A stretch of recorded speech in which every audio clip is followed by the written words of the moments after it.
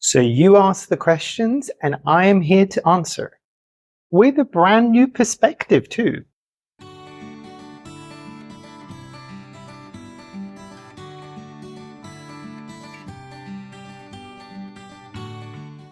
Hi there, my name is Memo, this is my channel, Houseplantygoodness, and essentially it's a place where I like to geek out about my big passion.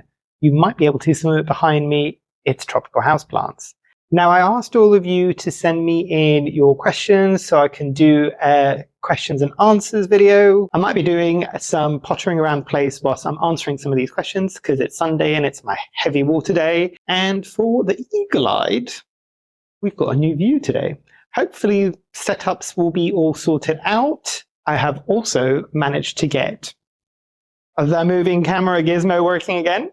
Oh, well, had to purchase a new one because God forbid things work amongst themselves. But I thought today I might be able to show you around more of the actual conservatory so you can actually see more of it, basically. Apologies if you're seeing any of the lights, otherwise it's going to be too dark in here. It's quite a cloudy day today and we're about to have an almighty storm, so hopefully the audio will be fine on this as well, but I will be particularly annoyed if I'm going to film two long, probably videos today for them not to work. But yeah, so I thought let's look at some of the questions and let's go through them. Some housekeeping to begin with. I'll do a couple of videos this week as normal to bring out, but I'm actually going to be heading back home to Greece and Cyprus at the very end of this month. So I'm trying to see how I'm going to do the filming schedule.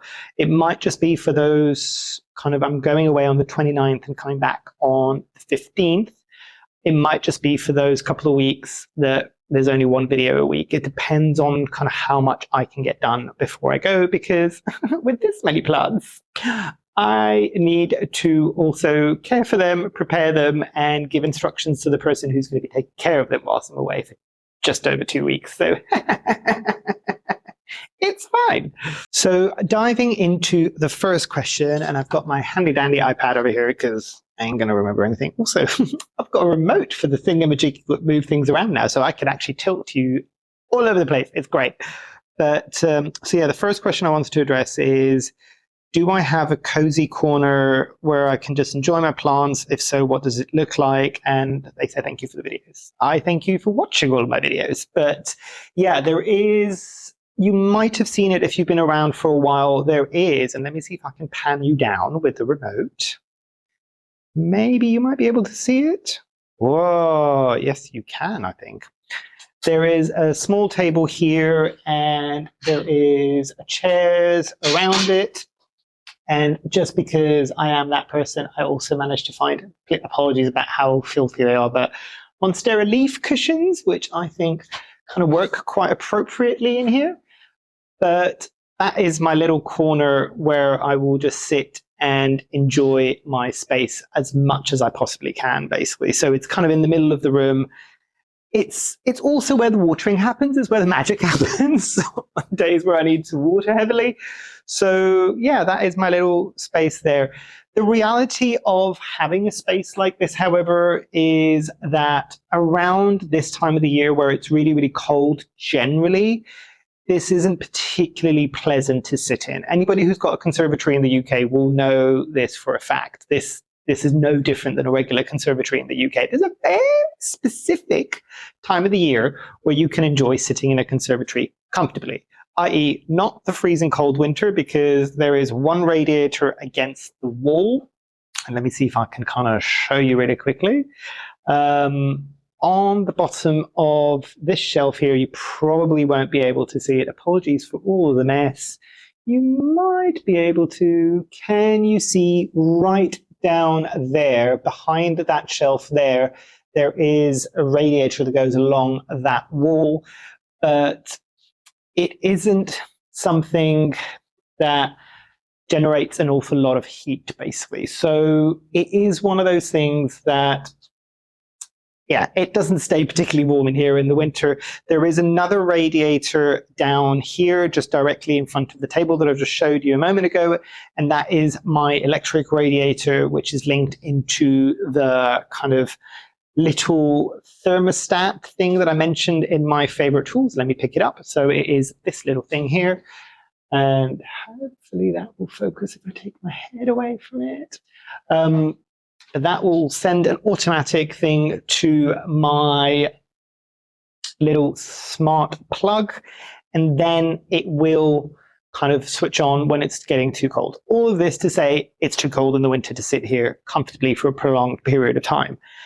Conversely, in the summertime, when it's getting beat down by the sun, even though I've got all of the paint around the conservatory, it's way too hot, basically. It isn't something that you would want to sit in here, because at the warmest point of the day in here, it might even hit 40 to 43 degrees Celsius, which I think was the highest temperature I've ever kind of recorded in here. It ain't pleasant, basically, especially when you're sitting there in the summer. Even with some of the windows open, you're still looking at kind of 70, 80, or even 90% humidity sometimes. Watering in the summer happens with like tank tops, basically, because a sweltery mess in here.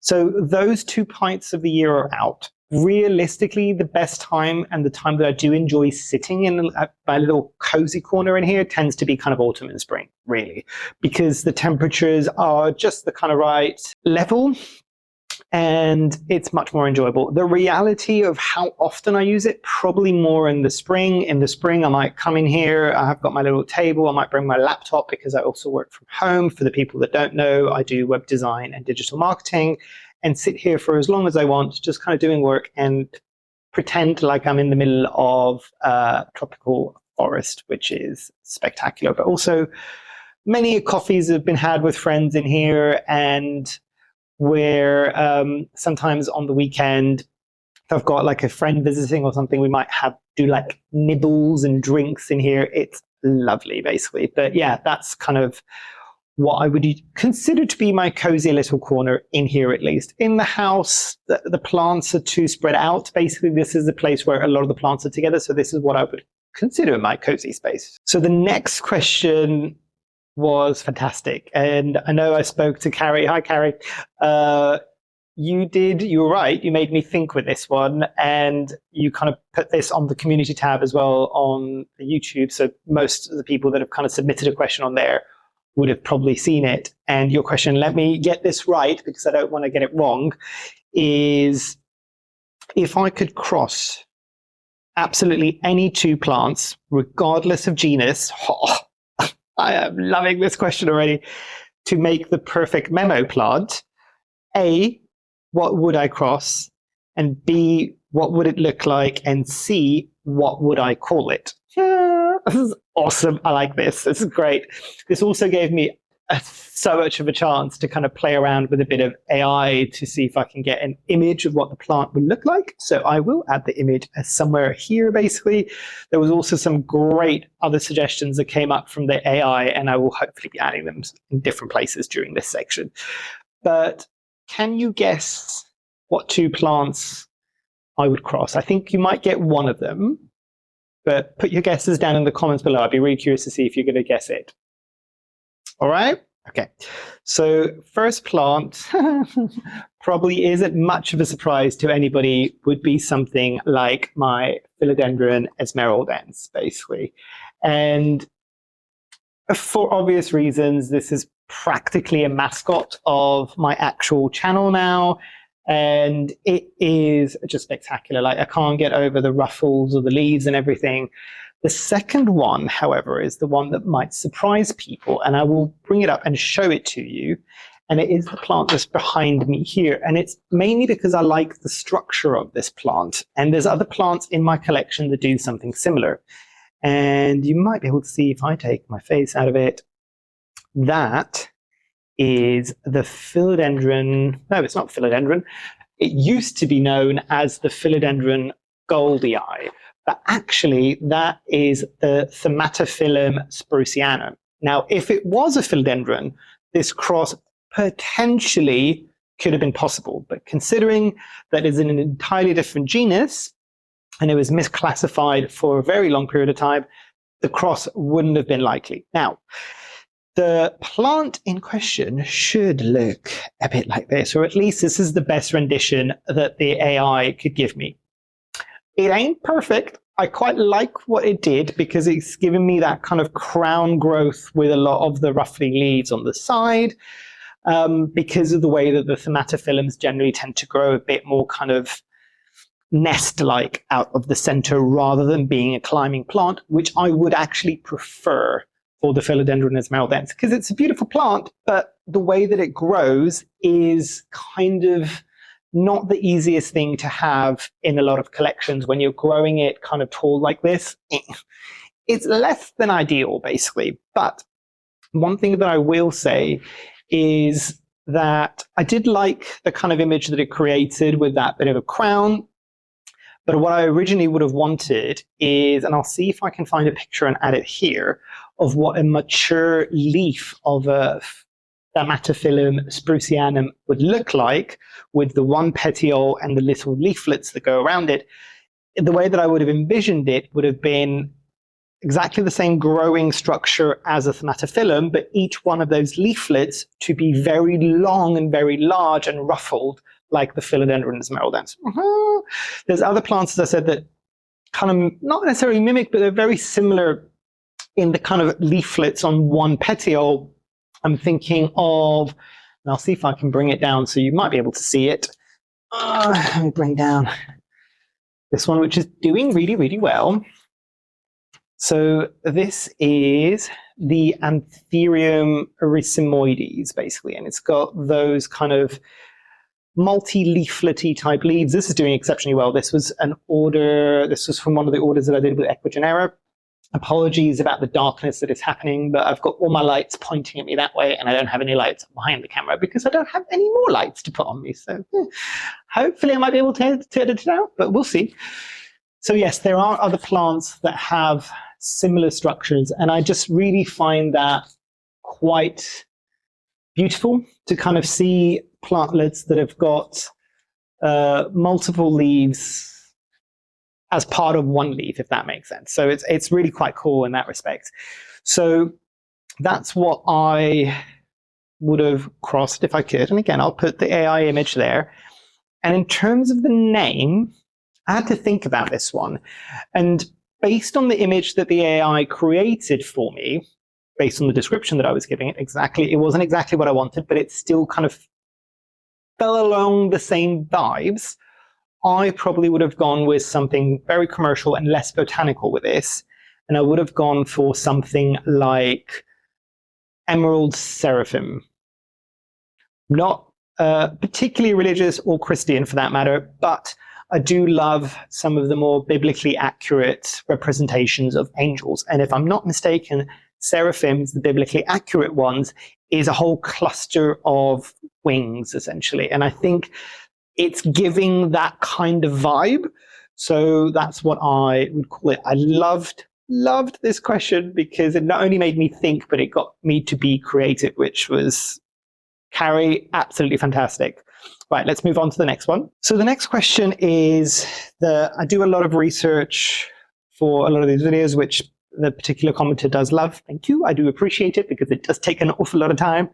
And the question is, where and how do I find reliable information?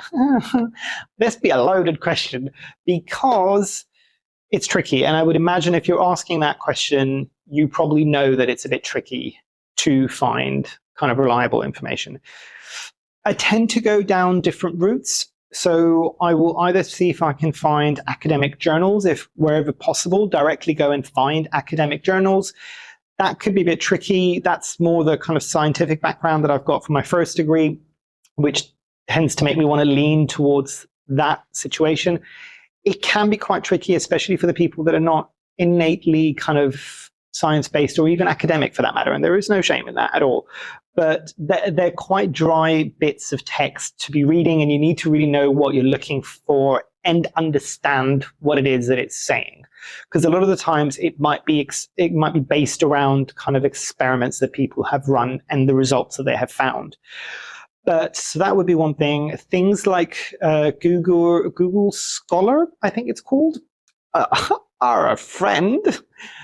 But the more simplistic way that I might find something is if it comes up potentially in something like a news article or a magazine article, especially if it's online. This is not always the case, and this is the kind of long way to find something.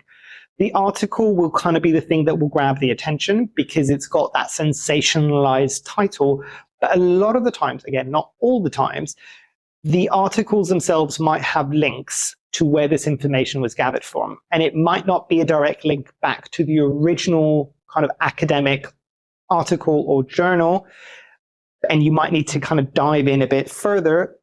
But a lot of the times you can kind of go down that route. And a lot of times I do go down that route.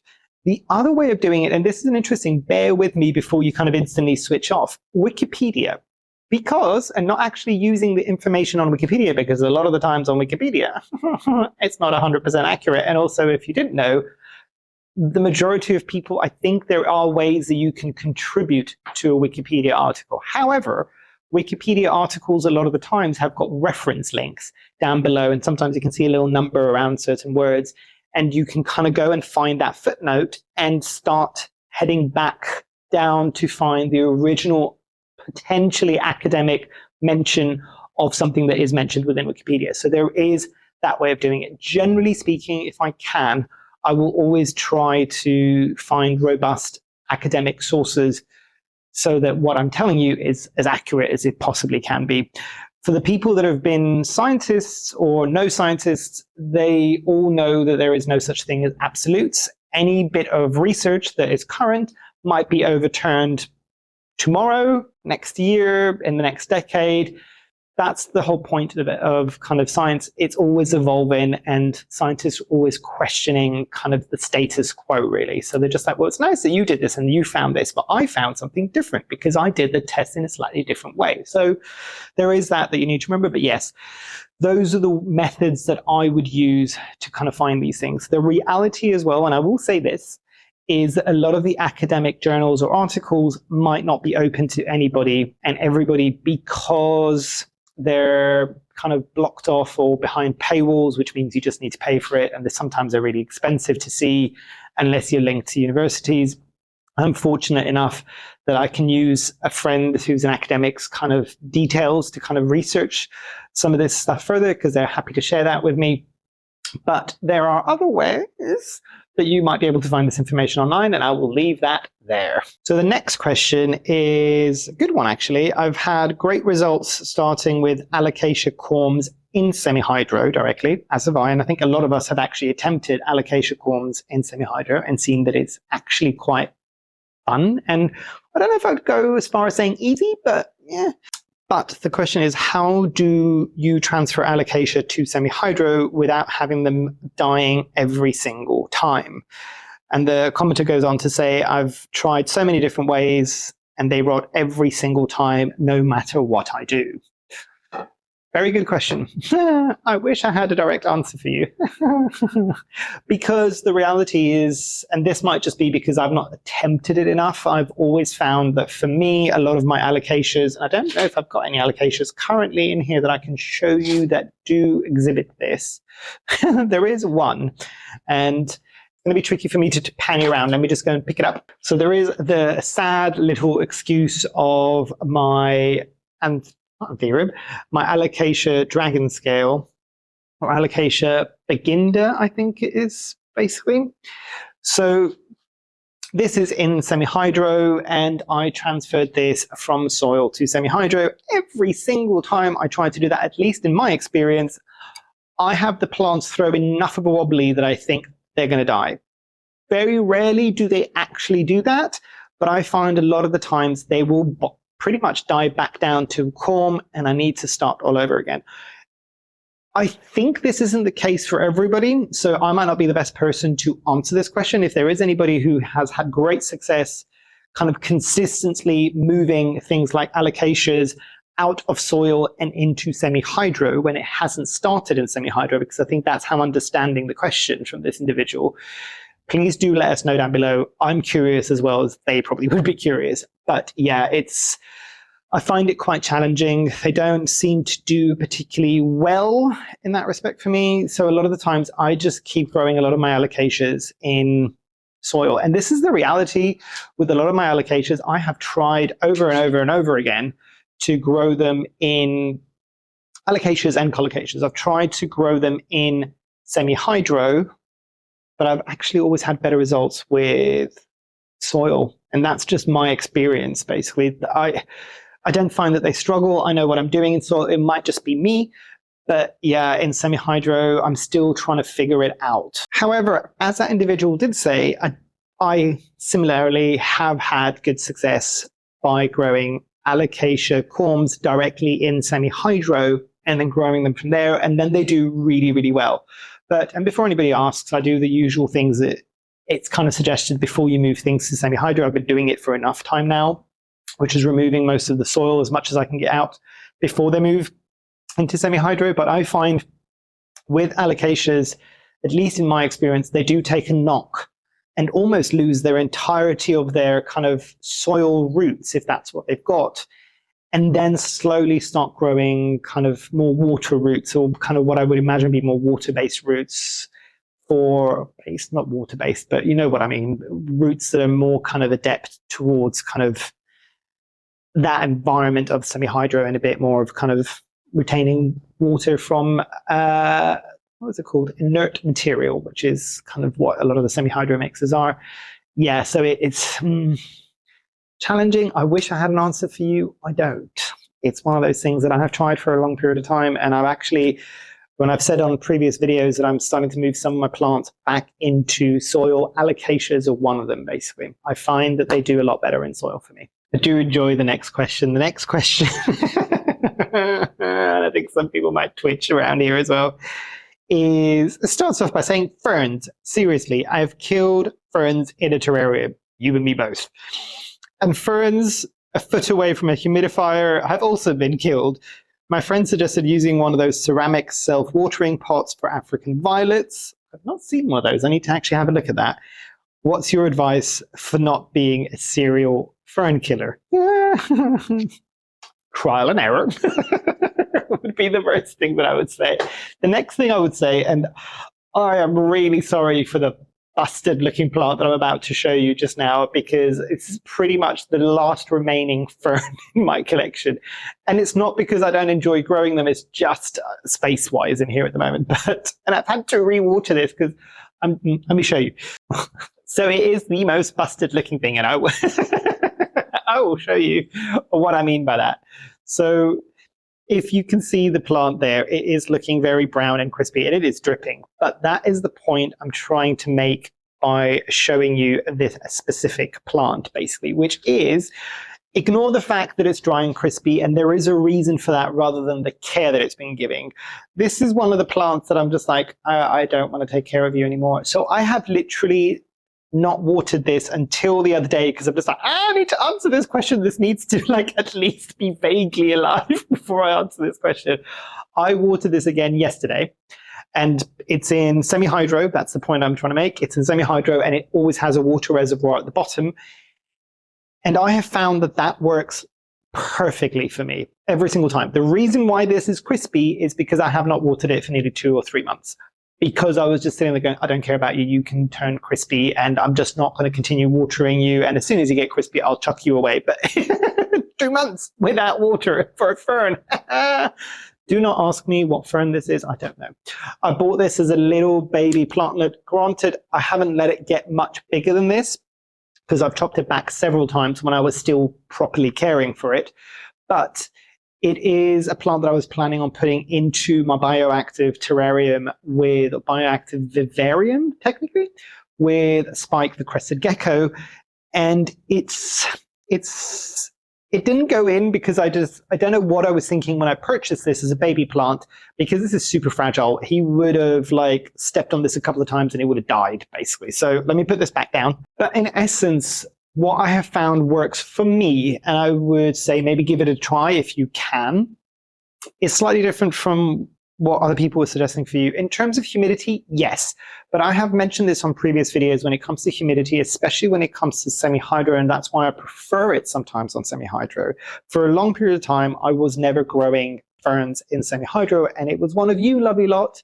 I cannot remember who it was, so I do apologize, but thank you for the tip. had mentioned, with semi-hydro, my kind of brain block was, how would I do this in semi-hydro if the roots for most ferns are really, really thin, they're like kind of hair-like structures? How would this work in semi-hydro? And they said, just don't take out the soil, they come in. And I was just sitting there going, is that going to cause problems? No, I have successfully grown things like the maidenhair fern, which people know will crisp up in no time flat in regular household humidity. Not in here, but it always needs to have a water reservoir with water in it. And I found that it works beautifully, basically. One thing I will say, and I'll bring you up to show you, have something like, and I don't have a pot at the moment, but I do have one of my trusty kind of clear cups with holes in it. Something like that would be preferential, because I found even with ferns, they do want as much air as possible to be going to their roots, basically. So my suggestion would be to maybe, if you want to try one more thing, to not be a fern serial killer, is try that, basically, is get a fern that's still in soil, surround it. I've only ever tried this with something like pon, or you can use pumice stones if you can't. I'd never tried it with leca, and I'd be worried with leca because the leca particles are quite large, whilst the pon or kind of the pumice stones can be quite small. Surround the plants, so plop it into the slightly bigger pot with the soil in it, and then surround it and underneath it with the semi-hydro mix. Make sure that the soil itself is not sitting in the part of the semi-hydro that's going to be constantly in contact with water, if that kind of makes sense. So let me make this a bit more real. So again, I'll bring up my handy dandy little cup. So if I'm going to fill it up with pon up to about there, the soil should be a bit higher than that, and the water would never be above the pond level, if that makes sense. So you never want the soil part of what you're putting in to be touching the water reservoir.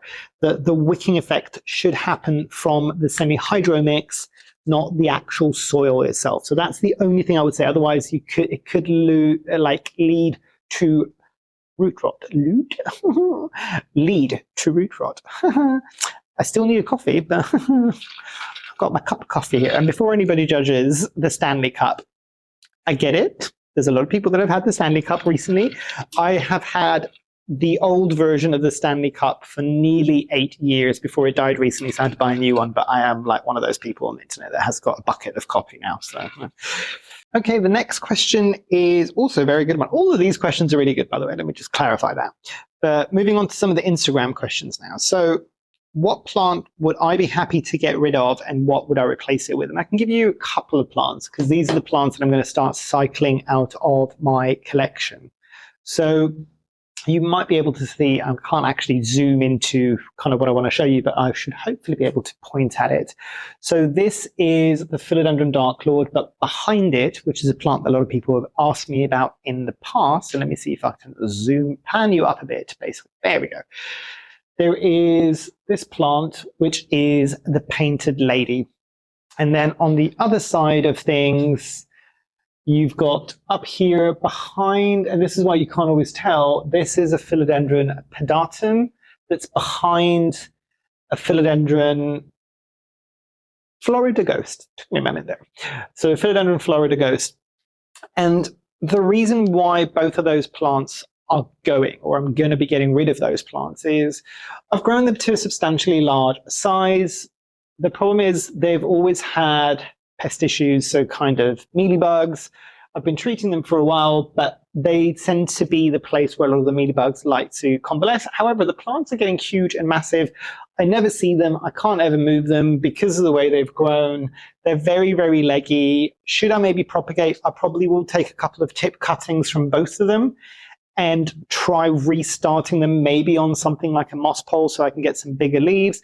But those two plants are going to go. They're looking a bit scraggly. The reality is as well, and I'll pan you down to show you the rest of that shelf here. Behind there is a very leggy Philodendron Splendid. And I don't know whether or not, is it Splendid? Yes, it is a Splendid.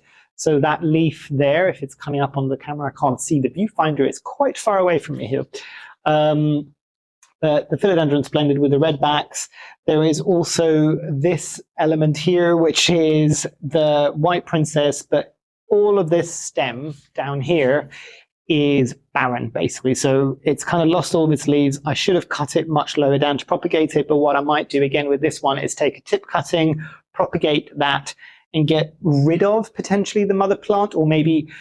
So for the people that have been here for a while, especially recently when I did a video about what I'm going to try to do about in the new year, which is not propagate things that I don't want to keep and have 1,000 of the same thing. I don't know, the mother plant might go, or it might just get like 1 or 2 chunks propagated just as backup in case the tip doesn't work. And then behind it was the original plant of the philodendron Dark Lord. Now, I can't believe I'm going to say this, because it's probably going to go crazy. These are conversations that we can have. Just caveat that. When I come back in the middle of February, and to be fair, I wouldn't want to be doing this in the middle of the winter anyway, but for the UK viewers out there, knowing what you know about these plants and what I've just told you, so the splendid potentially, and the white princess, it's about this much stem and it's very, very thick. And the same thing goes for the Dark Lord and the Painted Lady potentially, and the philodendron pedatum, which is probably my height at the moment. Would anybody want these? Remember as well, the Painted Lady and the pedatum, I'm not hiding behind anything here. They might, I will try and treat them again for mealybugs before I send them out. But they might have mealybugs that I've missed, basically. Would anybody want these? I don't want any money for any of these. Oh, my comments. Do not put it in the comments. Find me on Instagram and send me a DM, and it will be kind of on a first come, first served basis, basically. Oh, please hold off until the middle of February if you can, because trying to deal with this level of conversations whilst I'm also trying to like get everything sorted before I go away, it's probably going to be a bit much. But yes, those would be a few plants that I'd be considering to get rid of, mainly because I have got, again, some people might know this, I have got an Equigenera order, a new Equigenera order coming in February. Do I remember what I ordered? Absolutely not. It was a good few months back. I think this was a Black Friday deals, which the infamous kind of like, I'm going to go online and I'm going to just look at the plants. I'm not going to buy any plants. I bought plants. But they were going to send it over and they were saying end of January. And it was looking very, very likely that it was going to be the days that I'm flying out. And I'm just like, you know what? I do not need that in my life, of getting the plants in either when I've just left and the poor person who's going to be taking care of the plants is going to have to unbox them, send me the bad news of however many of them have kind of had like cold damage when they're getting here and having to rehab for them. Or even if I had to do it a day or two before I had to fly, just not worth it, basically. So I did reach out to Equigenera and said, look, is there any chance? I didn't realize that the delivery time was going to be so far in the future from when I first ordered. Is there any chance that we can push it back to February? And I did say, look, I'm coming around the middle, I'm coming back the middle of February. And they said, yes, because we're doing a delivery towards the end of February. And I'm just like, perfect, please send the plants then. So I'm going to need space, basically. So that is probably where those kind of new plants are going to live, and a few places around here that some of the other plants that are going, but those are the big ones that I wanted to talk about. They're the ones that are likely going to be going very soon. Next question is rooting hormones to improve cutting success, or essentially I'm assuming the question is, have I found that rooting hormones will improve cutting successes? Yes, this is a kind of more intense kind of answer, I think, that I'm going to give here. I think most of these have been, really, to be fair. So rooting hormones can work. I've not tried, I think there are some gel type. I have tried, is it Rootex, I think? I'll put the name at the top there, or Clonex, I think that's what it is. That are more built for semi-hydro, because I would generally be propagating more in a semi-hydro format. So I've not used rooting hormones, as in the powder form, for a long period of time, they tend to do a lot better, I find, in soil mixtures. And quick answer, yes, I have found that they do help. Slightly longer answer, not always, and not enough to kind of say, I recommend you all go out there and buy really expensive rooting hormones to use on all of your plants, at least in my experience. I am sure some of you might disagree. Do let us know in the comments below and let us know why you disagree. Proof would be nice. But yes, so rooting hormone I've had some success with. And predominantly, as I said, in soil media, the rooting hormone name is a bit of, I don't want to go as far as say false advertising. Do I think that some of the cheaper rooting hormone powders have got any rooting hormone in it at all? Questionable. Do I think that some of the expensive ones have any or enough rooting hormone in them to make enough of a difference? Possibly. But a lot of the times what people don't always necessarily realize is a lot of what you're seeing on the powder is, some of it might be rooting hormone, but a lot of it is in order to sterilize cut areas or to sterilize what you're going to be dipping into the plant in order for it to not rot whilst everything is trying to activate. So that's the big thing to remember there. A lot of what you're seeing, that material, is to avoid rot, which you can do the same thing. And this is why I'm saying mixed results, basically. So if I do the same thing, so say I take a cutting from my kind of Monstera albo in the back here, and I take a clean cut and I let it callus over. So I let it air dry for like half a day or a full day, basically, to make sure that that is entirely kind of calloused over and sealed the cut so I won't have any issues. And then root it into something like a soil mixture, and then do the same thing, but take a fresh cut and put the rooting hormone directly onto the cut and put it in soil. Would I find that those two, does the rooting powder or rooting hormone have any real kind of benefit? Again, this is just on experiences. This is not empirical or scientific evidence, but based on my experiences, much of a muchness. It's kind of the same, I found, basically, at least the times that I have used it. And that is also something to remember as well with something like rooting hormone or rooting gels, and some of the other more scientific botanical people have spoken about this. You always need to remember that if you're going to dip something in rooting powder, and this is what I have heard and I have always done because it makes sense in my head, is don't dip the whole cutting into something like a pot. And I'm going to bring up my little cup again, or maybe not actually. Say this is the pot of rooting powder. Don't take a cutting and just shove it in and then take it out and put it into a soil.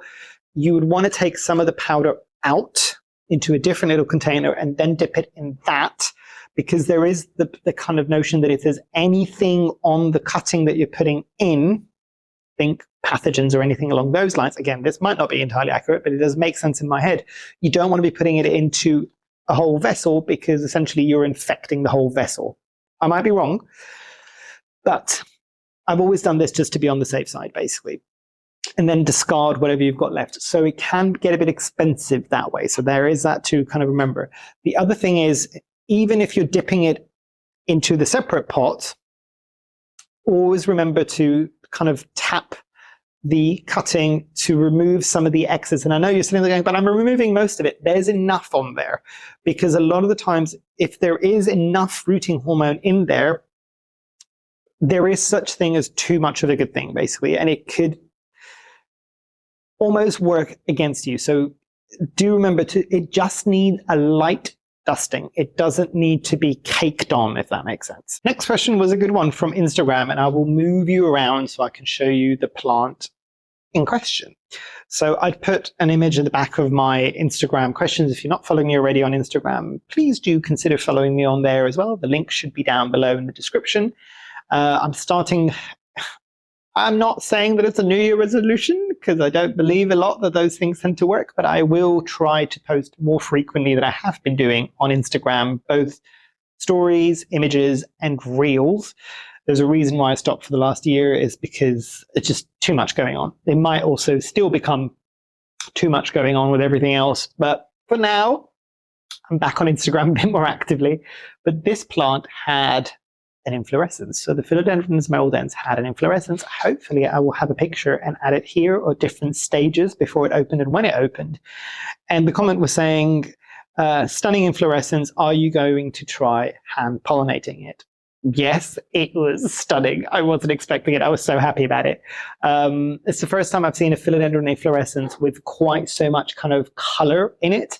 So it was a lot more beautiful than I thought it was going to be. However, the one thing I will say that I experienced with this plant's inflorescence is it literally opened for a day. So I'm so glad that I didn't kind of delay taking a picture of it when it was open. So I've at least got an image of it somewhere. Now, the exciting thing is there's a new leaf coming out, but I don't know whether or not you're going to be able to see it. I don't think it's going to be kind of visible. I'll see if I can get a picture or an image and add it in, but there is a second inflorescence coming in. So the question of whether or not I'm going to try hand pollinating it, yes. Before I cut off the inflorescence after it closed, so that was a big thing, the inflorescence stayed open for a day and then it closed up. And it took forever to open, and the fact that it only stayed open for a day, and I'm just like, are you for real? Because I've had other philodendrons bloom in this space, but usually the bloom stayed open for a good few days, if not weeks, to be fair. Granted, that was more in the summer months, but this one only lasted for a day. It was in the depths of winter. It was around Christmas time. So yeah, I have taken some pollen, and potentially on the second inflorescence is going to come up.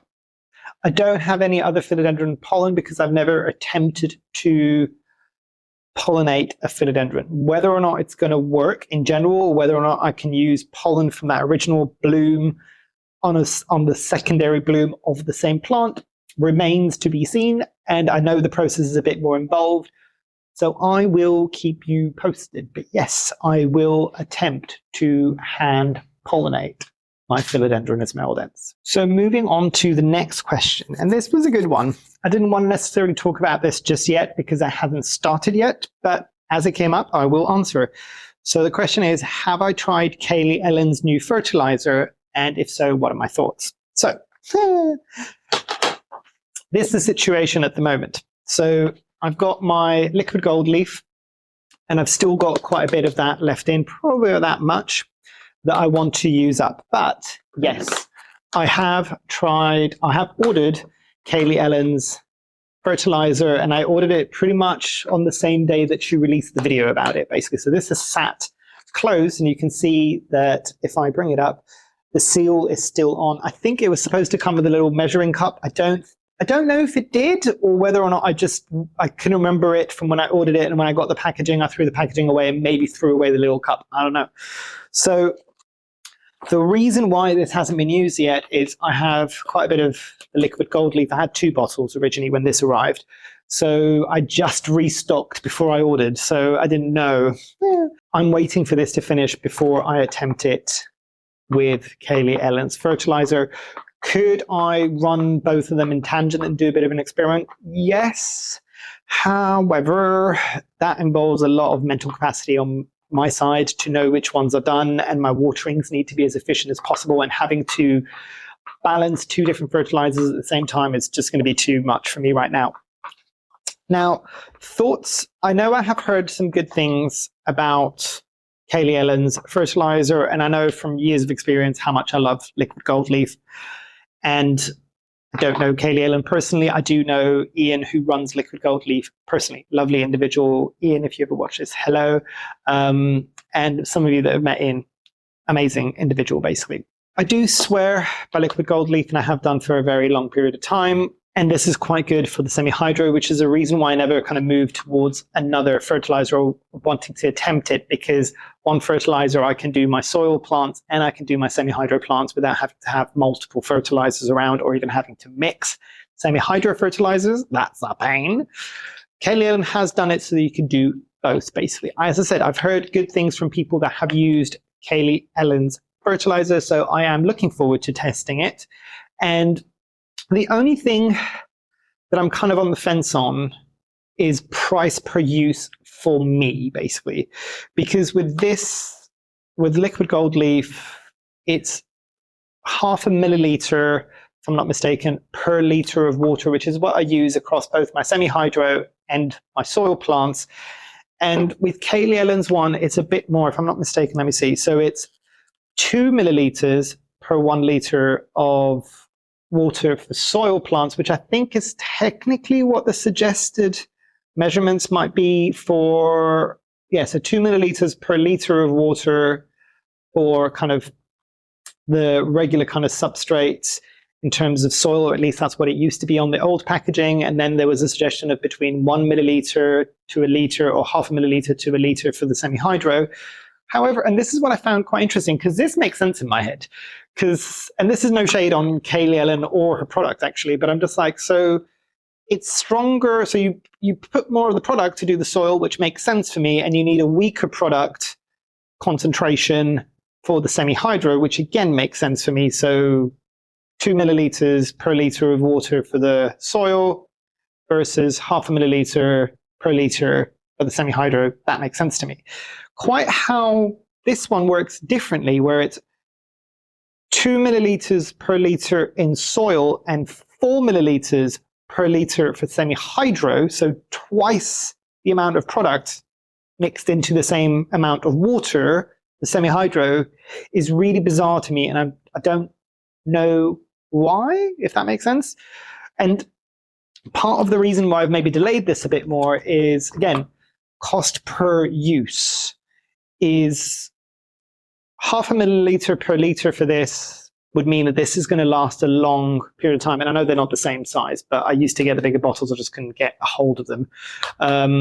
So price point, I don't think there's much of a price difference between a large liquid gold leaf and Kaylee Ellen's fertilizer, I don't think.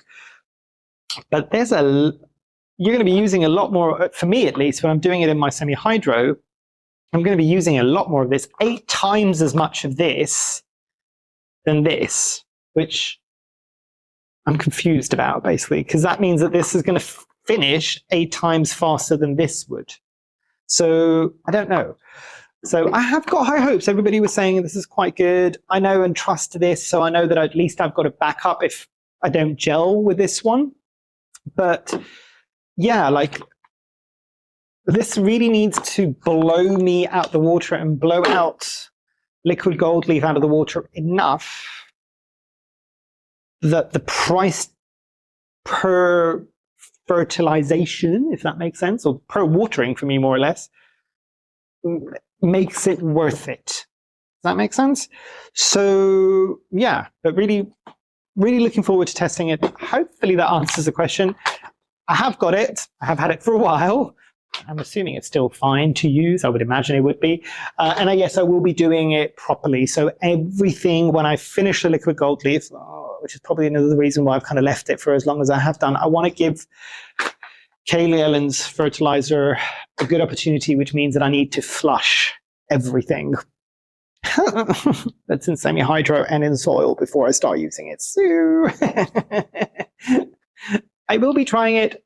Whether or not I'm going to give you enough of feedback fast enough that you probably all would want, I don't know, because this will take me a good few weeks, if not a couple of months, to kind of test out properly, basically. But yes, that is happening currently. So the next question is a good question. They're all good questions. I keep saying this. Why do I keep saying this? All questions are good questions.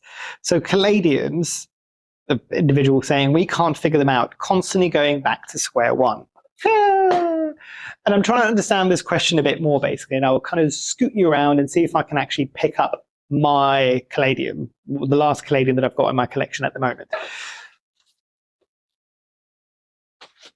Ta-da! There is some Caladiums in there, I promise. There are some Caladium bulbs in there, and if I'm not mistaken, yes, they are fully dry. So because I'm growing them in pots, what I will do at the end of the season is I will let them go fully dry in here, and it kind of stores them for a bit. And realistically speaking, probably next month I'm going to need to start watering this again. This hasn't been watered in a good few months. What I might do at that point, and what I have done in the past, is take them out because obviously the soil mixture is pretty much dust at this point. Refresh the soil and make sure that any of the dried up roots from last year have been removed because they are potentially a way for root rot to happen on the corms. And I've been growing this for a while, and this is my spring fling Caladium. So let me put this back. And let me bring you back with me up to here, basically, just to kind of say, I have done videos in the past of me attempting to keep my Caladiums going through the winter. That spring fling is the longest I have ever kept a Caladium going, and I think it was in full leaf up until December, January time. And then it died back down to the bulbs. Even in here, even by keeping and this was back when I was still keeping this room relatively warm, even in the winter, even then, there was just nowhere near enough daylight hours. Do I think it's impossible? No. If you can keep the temperature stable enough for your Caladium, so it still feels like it's summer, and you've got a decent grow light, and not just the grow light, it needs to be the same length of light throughout the day. So if in the summer, it's getting natural light coming in and it's getting 14, 16 hours of light, your kind of grow light above your Caladium in the winter months needs to be replicating however long that was. So if it was 14 hours, 16 hours, you need to be doing the same with the grow light. And in theory, that should mean that the plant won't go into dormancy and won't go down into a bulb. I'm assuming that's what your question is, if you've tried to keep the Caladium going through the winter. It's challenging, basically. I kind of like sitting there going, I don't know if I want to make that much effort to keep it going, considering that I will always get it back in the spring.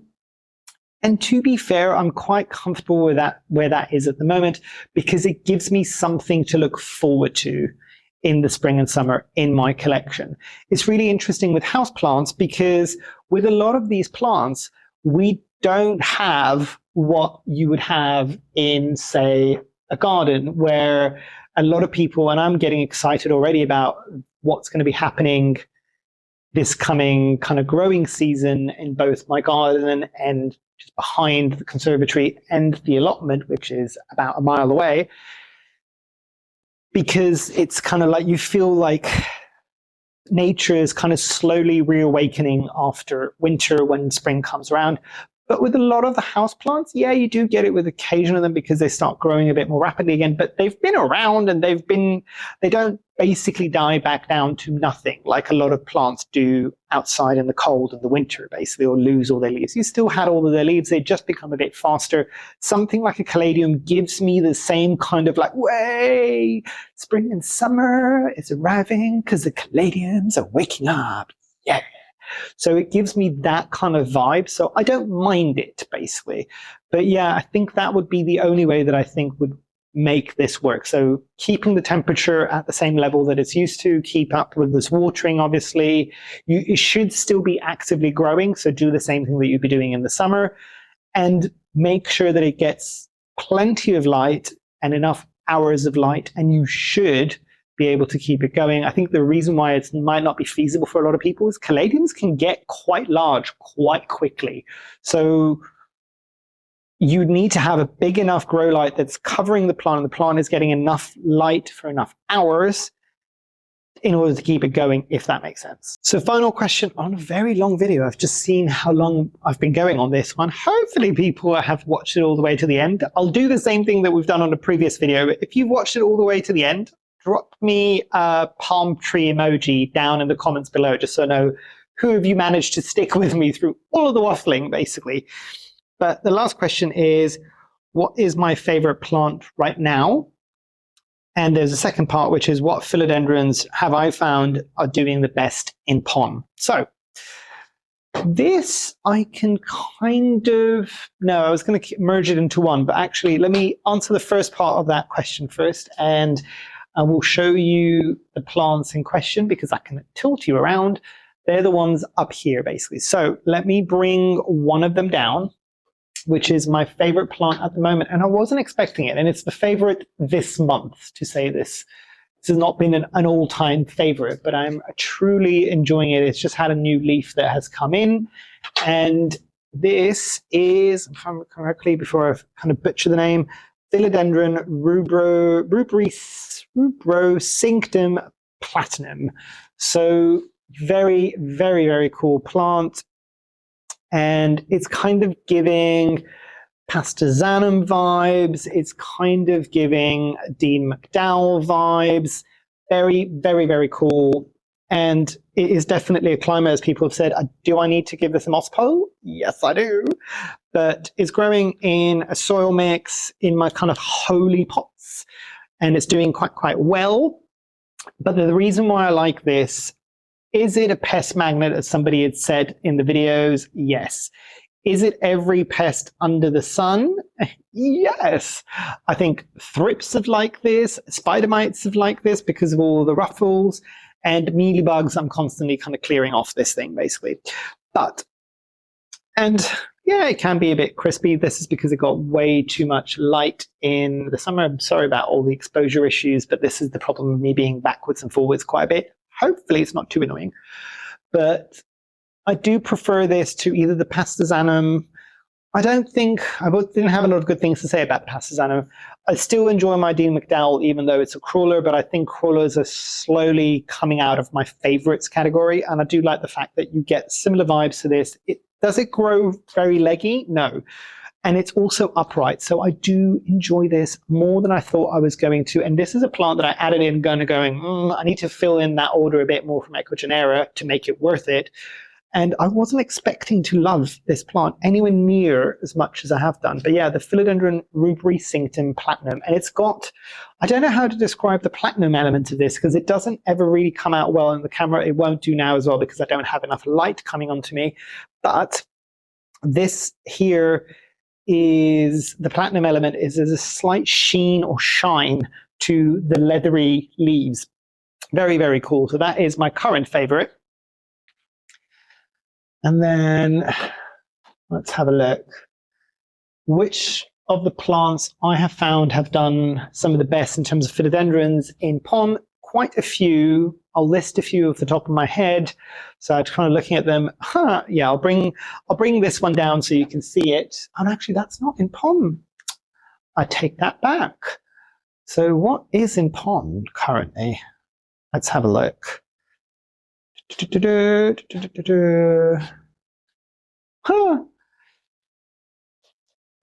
White Princess doing exceptionally well in pond. I'm trying to see if I can bring that plant down so you might be able to see it is not sapping wet. So yes, and hopefully not drop a whole bunch of mealybugs onto it. So I'm going to need to deal with some mealybugs. So the Philodendron White Princess is doing really well. This is a propagation of my mother plant that I need to deal with. Yeah. Right. Let's move things around. What else is still in pond? So, which one's this one? This is the one, and I can never remember what the name of this one is. Is it in? Yes, it's dripping wet in pond, but it's the one that's got the kind of slightly ruffled leaves, not ruffled, but kind of cut out leaves. I cannot remember what that one is called. I will put the name at the top so you can see that's doing really well in pond. And the ones that are doing exceptionally well in pond, I'll pick up one. The other one's a bit trickier to pick up, but they're all here basically. One is and I've talked about this recently, the Philodendron Sharonii. So you might be able to see there. So that was a very, very dark new leaf that's coming on there. There's a new leaf that's coming up the top there. But this has always been in semi-hydro, specifically in pond, and it is loving life. Do I need to give this a moss pole? Yes, but I want to chop it back. I'm waiting for some new leaves to come at the top, and I'll chop it back down so it's got something to climb up from. Should I have put the moss pole in the very beginning? Yes. Did I? No.